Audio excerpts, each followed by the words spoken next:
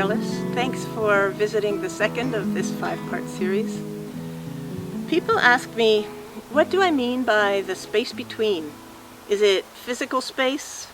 Is it literal space? Metaphorical? I guess I would answer that question, all of the above. And maybe the easiest way into the concept is to use an illustration that I suspect most of us by now are quite familiar with.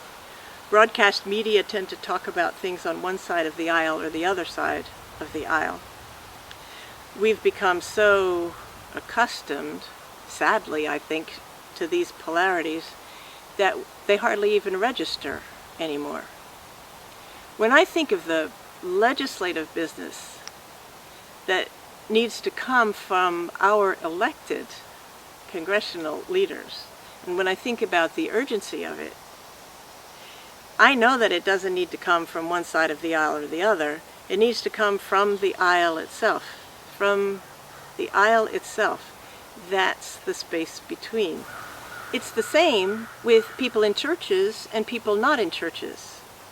The ecological work that needs to be done, or at least the collective ecological work, isn't being accomplished with the urgency required from either place.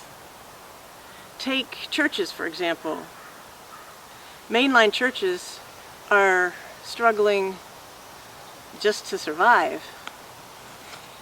A Boston Globe article written by Michael Paulson, entitled, "Here's the Church, but Where are the People?"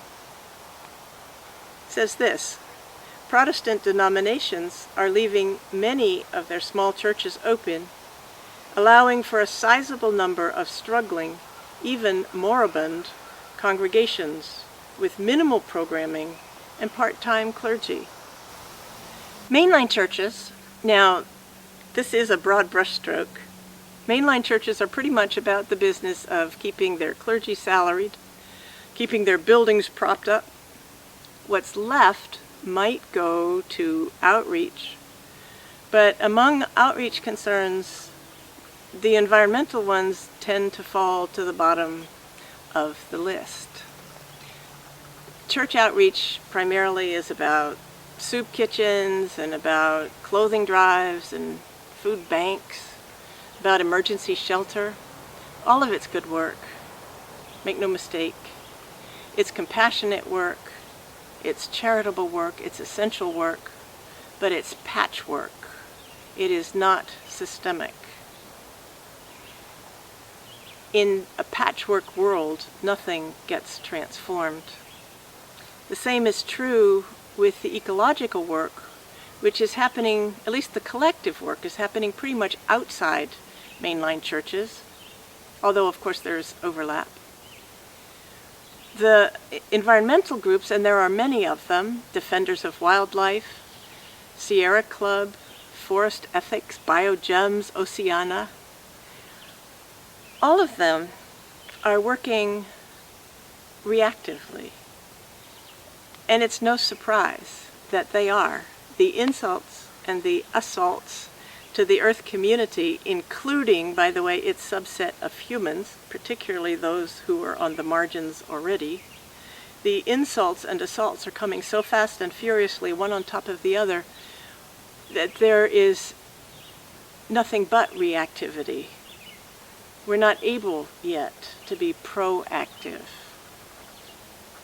Again, the work is essential and it's compassionate and it is accomplished with urgency.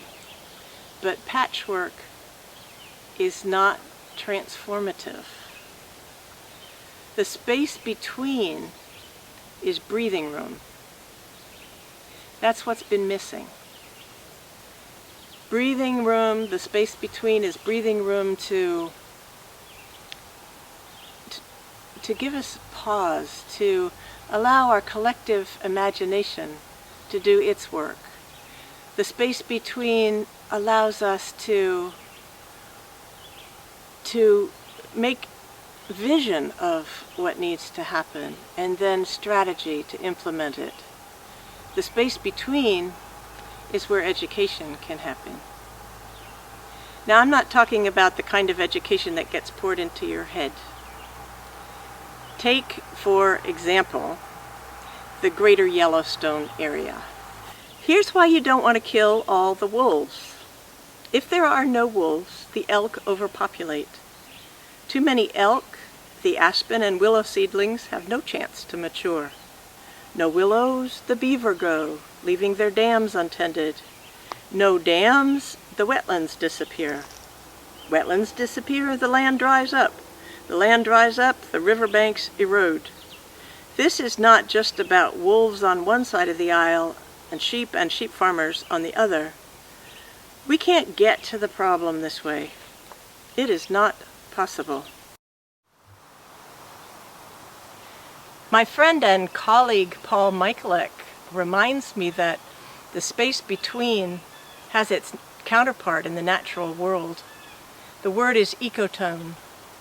Ecotone, it's a word I wished I'd had when I was writing this book, but I didn't. Picture a wetlands as it bumps up against the forest. It's not like one moment you're in water and the next in the trees. An ecotone is the area between different habitats, and it contains elements of both. Literally, it's the space between. In fact, not only does the ecotone contain elements of both wetland and forest, neither water nor woods could even survive without it.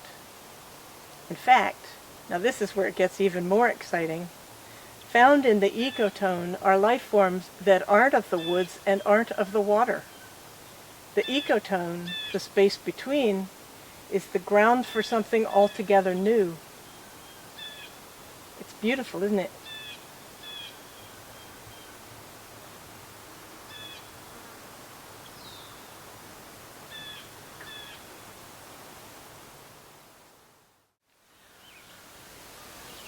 The question, of course, that arises immediately is, well, how do you get into the space between?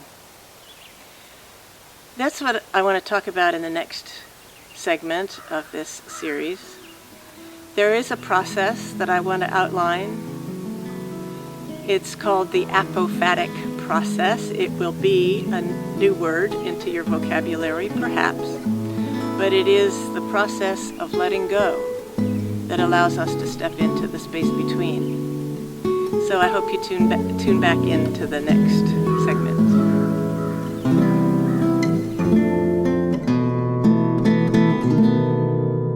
For further explorations of these critically important principles and practices, Caroline's book is available through the publisher HamiltonBooks.com, through Amazon, and through her website,